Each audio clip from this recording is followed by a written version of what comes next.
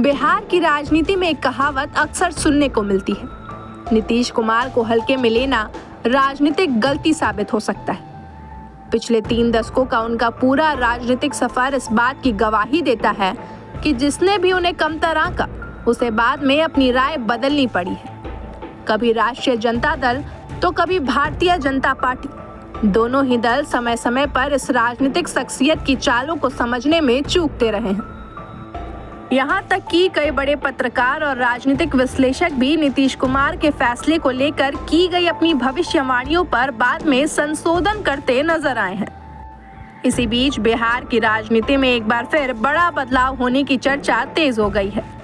मुख्यमंत्री नीतीश कुमार ने राज्यसभा का रुख करते हुए नामांकन भर दिया है और बिहार में भारतीय जनता पार्टी का अपना मुख्यमंत्री पहली बार शपथ लेने वाला है।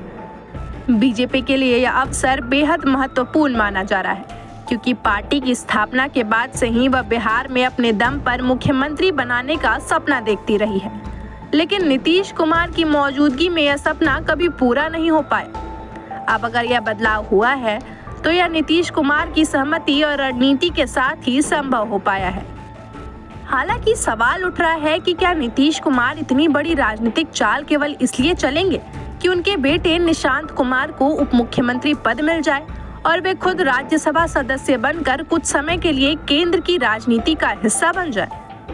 राजनीति को करीब से समझने वाले जानकार इस संभावना को काफी सतही मानते हैं। उनका मानना है कि भले ही नीतीश कुमार की सेहत को लेकर चर्चाएं होती रही हैं, लेकिन राजनीतिक सौदेबाजी के मामले में उनका कोई मुकाबला आज की समकालीन राजनीति में मुश्किल से ही नजर आता है।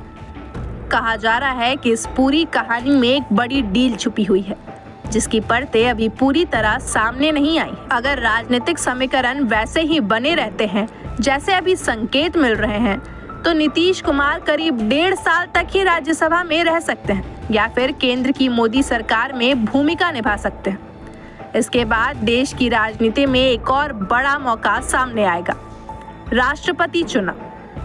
दरअसल मौजूदा राष्ट्रपति द्रौपदी मुर्मू का कार्यकाल जुलाई 2027 में समाप्त होने वाला है। इसके बाद नए राष्ट्रपति के चुनाव की प्रक्रिया शुरू होगी। राजनीतिक गलियारों में यह चर्चा भी चल रही है कि रामनाथ कोविंद की तरह द्रौपदी मुर्मू को दूसरा कार्यकाल मिलने की संभावना कम दिखाई देती है। ऐसे में राष्ट्रीय जनतांत्रिक गठबंधन यानी एनडीए की ओर से नीतीश कुमार को राष्ट्रपति पद का उम्मीदवार बनाया जा सकता है। अगर ऐसा होता है तो यह कदम कई राजनीतिक समीकरणों को एक साथ साध सकता है। नीतीश कुमार का नाम ऐसा है जिस पर एनडीए के साथ साथ कई अन्य दलों का समर्थन भी मिल सकता है।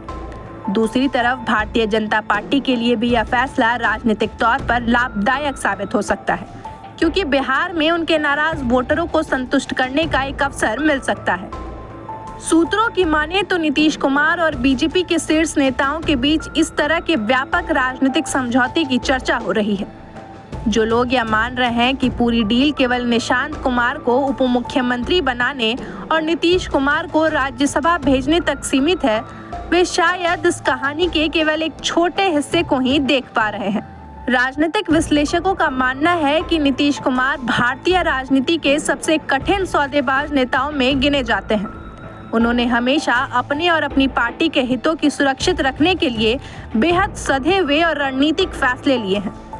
इतिहास भी इस बात का गवाह रहा है कि जब जब उन्हें कमतर आंका गया, उन्होंने अपने राजनीतिक कौशल से खुद को साबित किया है।